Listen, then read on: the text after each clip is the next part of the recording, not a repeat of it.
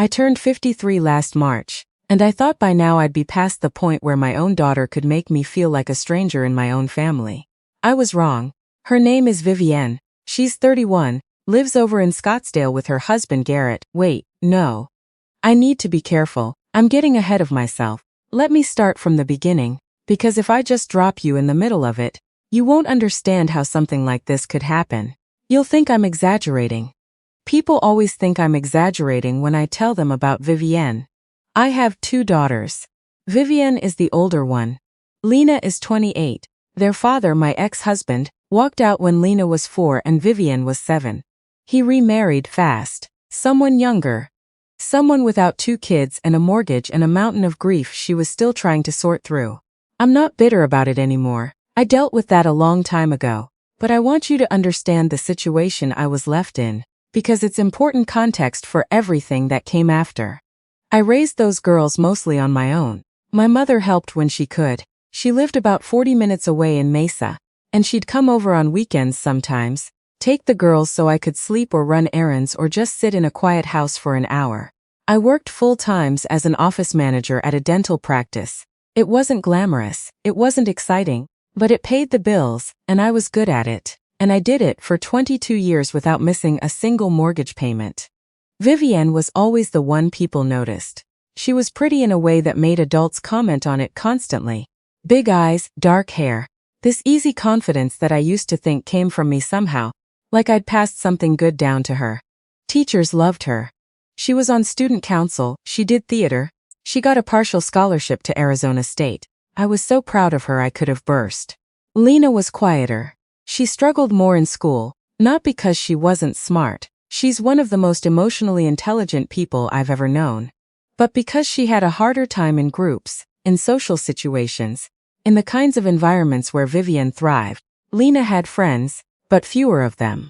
She went to community college, got a degree in early childhood education, and now she teaches 2nd grade at an elementary school 20 minutes from where I live. She comes over for dinner on Sundays most weeks. She calls me just to check in. I want to be very clear. I loved both my daughters. I love both my daughters. I didn't have a favorite. I tried hard, probably harder than I ever let either of them know. Not to show any kind of preference. I bought them the same things when I could. I celebrated their wins equally. I showed up to Vivienne's theater performances and Lena's science fairs with the same amount of enthusiasm. But somewhere along the way, Vivienne decided that wasn't true. I'm not sure exactly when it started. There were little things over the years. A comment here or there, a slight edge in her voice when I mentioned something Lena had done. After she graduated and moved to Scottsdale with her boyfriend, later husband, Conrad, the calls became less frequent. The visits became more formal. She started referring to my house as your place, instead of home. Small things. The kind of things you explain away for years because the alternative is too painful to consider. Conrad is in commercial real estate. They do well. They bought a house in a nice part of Scottsdale, drive newer cars, take trips to places I've never been. I don't begrudge them any of it. I genuinely don't. But I noticed, over time, that Vivienne had started to see the gap between her life and mine as evidence of something. Like she had worked hard and I hadn't. Like her success was self-made and mine was just settling. She never said it outright. That's the thing about people like Vivienne. They're too polished for that.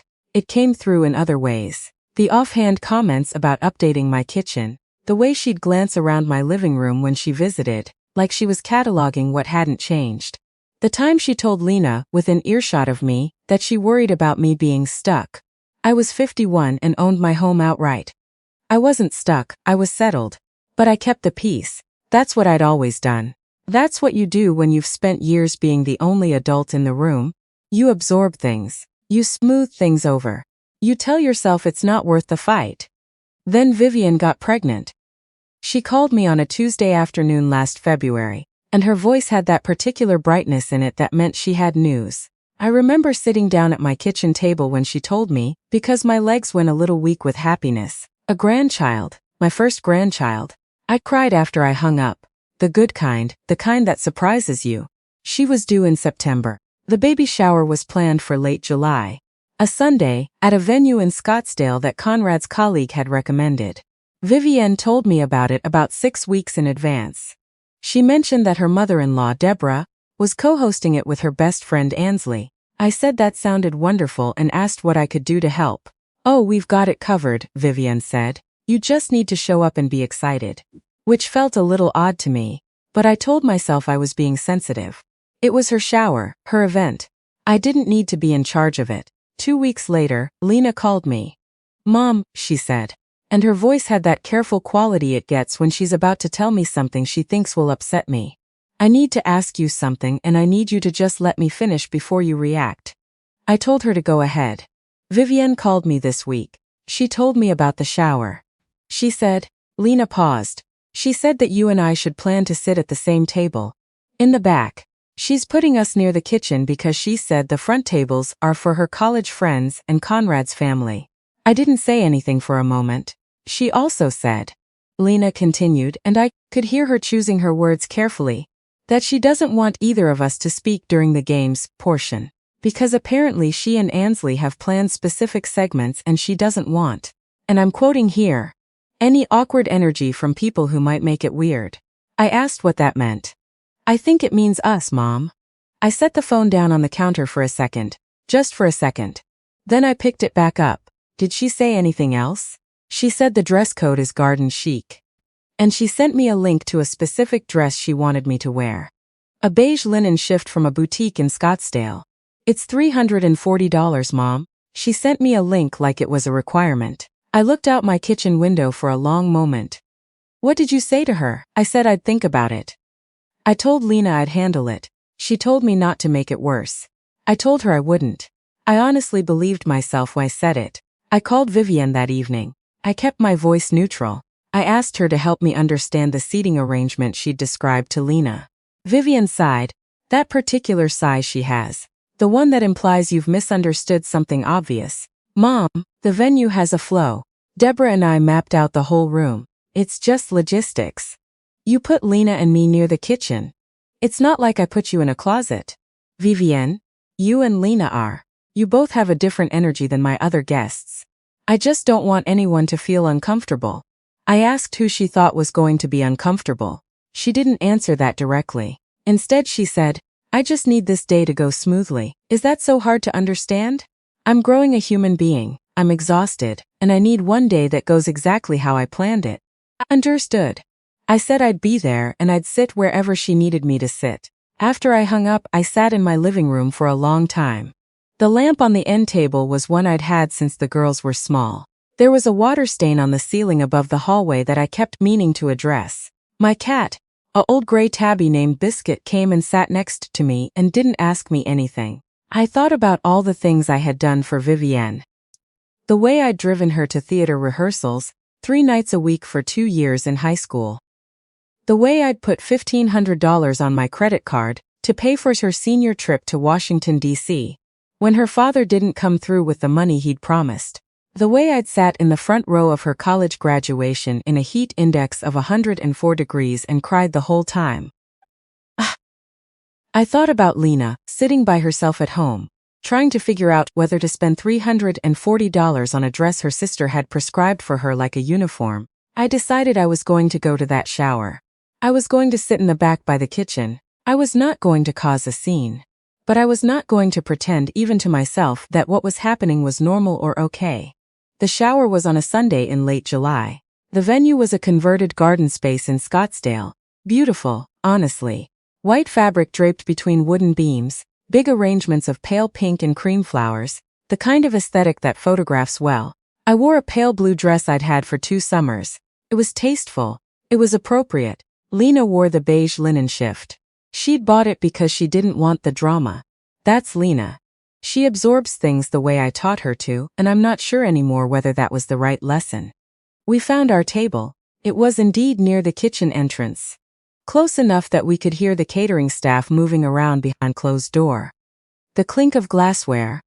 Someone giving instructions. There were centerpieces at every small arrangements of eucalyptus and white roses.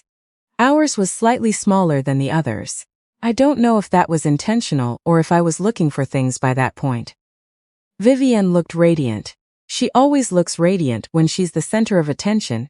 It genuinely suits her. She was in a cream dress with a bow at the collar, her hair done, laughing with Ansley and Deborah near the entrance as people arrived. She saw Lena and me come in, gave us a wave, the kind of wave you give to the mailman, and turned back to her conversation. Deborah came over to greet us. She's a gracious woman, Conrad's mother. She hugged me and said how happy she was that I was there. It struck me that she said it like she meant it. The shower was beautifully run. I'll give Vivienne and Ansley that. The games were clever. The food was lovely. Little quiches, fruit skewers, a tower of cream puffs that I had to stop myself from eating too many of. The slideshow they'd made of Vivienne's life was funny and warm. I watched it from the back of the room and clapped with everyone else. When the slideshow reached the section about Vivienne's childhood, I saw photos I recognized. Her 7th birthday party in our backyard, the Christmas when she was 9. And I'd somehow found the exact doll she'd circled in the catalog. Her high school graduation. My hands were in some of those photos, handing her things, fixing her hair, but my face was usually out of frame. Lena reached over and put her hand on mine. She didn't say anything. She's good at that after the games portioned, which we watched in silence from our table as instructed. There was a gift opening. Vivienne worked her way through an enormous pile of presents from the front of the room, reading card names aloud with enthusiasm. There were squeals, laughter, the held breath moment when something breakable was unwrapped. When she got to my gift, she glanced at the card, set it aside, and opened the box. I had given her a quilt. I want to explain this, because I know it sounds old-fashioned. My grandmother made quilts. She taught my mother, and my mother had started to teach me before she passed 3 years ago. I'd been making this particular quilt since January, 6 months of evenings after work, piecing together fabric in colors I'd chosen carefully. Soft yellow-white, the palest green. I'd embroidered the baby's initials in the corner, even though we didn't know if it was a boy or a girl yet. So I'd done a small sun instead, with a single letter V for Vivienne, for the family it was coming into. I'd had it professionally bound because my binding work isn't perfect. Vivienne lifted it out of the box. She looked at it for a moment, then she said, "Oh, how sweet," in the tone you'd use for a child's drawing, and she set it to the side and picked up the next gift. I looked down at my lap. Lena made a small sound next to me. I shook my head just barely, so she knew to let it go. After the shower, there was a period of mingling and cake. I spoke to Deborah for a while, which was genuinely pleasant. I spoke to a few of Conrad's relatives I'd met at the wedding. I didn't approach Vivienne directly. She was surrounded the whole time, and honestly I didn't trust my own voice. On the way to the parking lot, Lena and I walked together. She said she was sorry. I told her she had nothing to be sorry about. She said she was sorry anyway. In my car I sat for a minute before starting the engine. The heat in the parking lot was tremendous. One of those July afternoons in Arizona, where the air shimmers off the asphalt, and you can feel the sun through the windshield. I turned the AC on and put my hands on the steering wheel and breathed. I didn't cry. I want to be honest about that. There was something beyond crying by that point. Something that had settled and hardened, not into anger exactly, but into clarity. I had spent 31 years accommodating Vivienne's version of things, fitting myself into the corners she assigned me. Waving back when she waved like I was the mailman, I drove home. I fed Biscuit. I sat on my back porch and watched the sun go down behind the neighbor's oleander bushes. I did not call Vivienne that week. She didn't call me either. 3 weeks later, Deborah called. I want to tell you what Deborah said because it's important, but I should tell you first that I hadn't spoken to anyone about the shower. Not in detail. I'd told my friend Ruth, who I've known since our kids were in preschool, a brief version. I hadn't posted anything on social media. I hadn't complained to mutual family members. I'd simply gone quiet, which for me was a departure from the usual pattern of absorbing and continuing. Deborah said she had been thinking about me since the shower. She said she wanted to be honest with me about something she'd observed, because she felt I deserved honesty and she was old enough. She's 64. Not to waste time dancing around things. She said that Conrad had told her, after the shower, that Vivienne was troubled by what she called my passive energy. That Vivienne felt I hadn't shown enough enthusiasm. That Vivienne was telling people I had, sat in the back with a look on my face. I let that sit for a moment before responding. Then I said, "Deborah, who do you think decided that Lena and I would sit in the back?" Silence. I said, "I was told, through my younger daughter that Vivienne wanted us at the table near the kitchen. I was told not to speak during the games. I showed up, I sat where I was put, I applauded everything, I watched the slideshow, and I gave her a quilt I'd been making for 6 months. Deborah was quiet for a long moment. Then she said, I didn't know about the seating, I assumed. She said, I co-hosted that shower. I didn't know she'd done that. I told her I wasn't calling to make trouble. I told her the shower was beautiful, and I could see how much care had gone into it. I told her I was genuinely happy for her son, and my daughter, and I was going to love that baby more than I could say. Deborah said she needed to have a conversation with Conrad. We hung up, I sat for a minute, then went back to folding laundry. 2 days later Conrad called me. Not Vivienne, Conrad. I'd always liked Conrad. He's straightforward in a way that Vivienne sometimes isn't, and I could tell from the first 3 seconds that he was embarrassed. He said he had talked to his mother. He said he had talked to Vivienne. He said he had not known about the seating arrangement. He'd been handling vendor logistics that morning and hadn't been involved in the setup, and that when his mother explained what she'd been told, he'd asked Vivienne about it. Directly, I asked what Vivienne said. Conrad was quiet for a moment. Then he said, she said she thought you'd be more comfortable away from the crowd. I said, she thought I'd be more comfortable sitting by the kitchen so I couldn't participate. He didn't argue with that. He said he was sorry. He said he didn't say that on her behalf. He said it on his own behalf. Because he should have noticed and he hadn't. I told him I appreciated that. Then he said something that surprised me. He said, there are a lot of pictures from the shower, and almost none of them have you in them. Vivienne's photographer got a shot of you during the slideshow though. You were watching it, and Lena had her hand over yours. He said it was one of the most genuine moments he captured all day. He wanted to include it in the gallery. He asked Vivienne and she said no. I didn't say anything for a second. Conrad said, the photographer asked if he could reach out to you directly. He'd like you to have a copy. I wanted to let you know in advance. His name was Oliver, the photographer. He sent me an email a few days later. And he was kind about it in the way that people are when they've witnessed something they can't quite name. He said he had taken hundreds of photos at events, and that the ones that stayed with him were always the ones of people who were present in a room without needing to perform for the room. He said the photo of Lena and me wasn't something he'd staged or even actively composed. He'd simply seen it and taken it. He sent it to me. I'm looking at it right now, on my phone, and it is somehow both the saddest and the most real photograph I have ever seen of myself. Lena's hand on mine, my eyes on the screen where my daughter's childhood was playing out in images. My face open in a way I almost don't recognize from the inside. Oliver asked if he could submit it to a regional photography exhibition he was entering, a collection around the theme of family. He said he would list me only as unnamed subject if I preferred. I told him I didn't mind my name being used.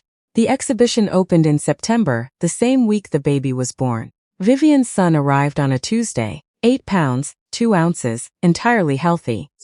I drove to the hospital the morning after he was born and I held him. He has Conrad's forehead and Vivienne's eyes, and he smelled the way all newborns smell, like the softest possible version of the world. I didn't say anything difficult to Vivienne that day, and I didn't intend to. There is a time for truth and a time for holding a baby, and that morning belonged entirely to the baby. His name is Theodore. They call him Theo. The photograph appeared in the exhibition program and, shortly after, on the exhibition's social media page, which had a decent following in the Phoenix area. Oliver had titled it quietly, "Just July," and the description mentioned only that it was taken at a private family gathering in Scottsdale. I didn't share it. I didn't have to. Ruth saw it. Ruth shared it on her own page with a short caption, "My friend photographed without her knowledge. I think this is the most her I've ever seen her." Within a week, the photo had been shared several hundred times. People who didn't know me or my family left comments about grief and mothers, and the things that go unsaid in rooms full of other people's arrangements. Vivienne saw it. I don't know exactly what happened on her end. I only know what Conrad told me, weeks later, during a phone call where he said things carefully but honestly, which I'd come to understand was his way.